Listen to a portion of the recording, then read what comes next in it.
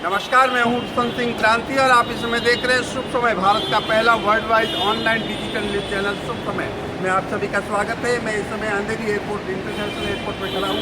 जैसा कि आप जानते हैं, आज सुबह शुभ समय मुख्यालय में फूलचंद जी शास्त्री जो आत्मसिद्धि शास्त्र के पूरा प्रचार के लिए पूरे देश विदेशों में जो है अपना भ्रमण कर रहे हैं। और ऐसी शख्सियत हमने पहले भी बताया और जब भी भारत की भूमि पर आएंगे हम बताएंगे, पूरी कोशिश करेंगे कि एक ऐसे फूलचंद जी शास्त्री है जिनको किसी भी भाषा का ज्ञान नहीं होता है दूसरे देशों की, लेकिन ऐसी आत्म अनुभूति होती है कि रात को 12 बजे उठ करके उस देश की भाषा का नॉन स्टॉप यानी 12 घंटे 10 घंटे उसी भाषा में वो बोल लेते हैं, उसी भाषा में वो प्रवचन कर लेते हैं। और आज वो अफ्रीकी देशों में जा रहे हैं। हमारी मंगल शुभकामनाएं हैं उनके साथ में। और आइए हम उनसे बात करने की कोशिश करते हैं। अंधेरी एयरपोर्ट है, समय भी हो चुका है। फूलचंद जी शास्त्री जी, आपका शुभ समय ऑनलाइन न्यूज चैनल में स्वागत है।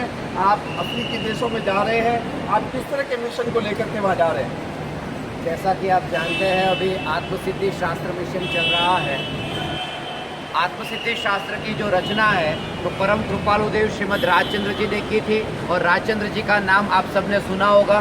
अभी 15 अगस्त को लाल किले से जब भारत के प्रधानमंत्री नरेंद्र मोदी ने व्याख्यान दिया था, तब व्याख्यान में श्रीमद राजचंद्र जी का उल्लेख उन्होंने 3 बार किया था।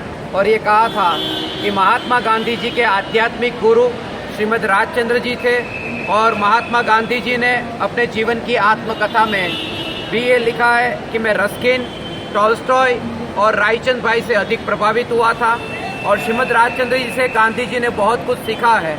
और गांधी जी ने सत्य और अहिंसा के जो सिद्धांत अपने जीवन में अपनाए, उसका उल्लेख उन्होंने किया है कि मैंने श्रीमद राजचंद्र जी से वो सीखा।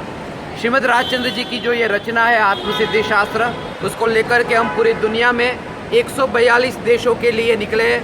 142 देशों की 415 भाषाओं में इस शास्त्र का अनुवाद होगा और 1 लाख केंद्र पर स्थापना होगी। आप आज ये बताया जाए कि मुझे आप सुनने में आया कि कौन से देश की भाषा आपको, जिस भाषा में आपको जो है वह प्रवचन करना था, आपको वो भाषा नहीं आ रही थी, लेकिन किस तरह से अनुभूति और किस तरह से आपने उस भाषा में जो है आपने प्रवचन किया, क्या अनुभूति रही आपके शरीर और आत्मा के बीच? जैसा कि आप जानते हैं, अभी तक हमने 69 देशों की यात्रा की, 69 कंट्रीज में और 108 भाषाओं में आत्मसिद्धि शास्त्र का अनुवाद हो चुका है।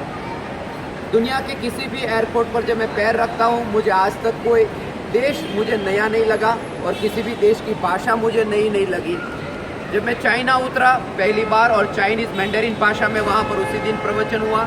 और जापान में उतरा तो जापानीज़ में प्रवचन हुआ।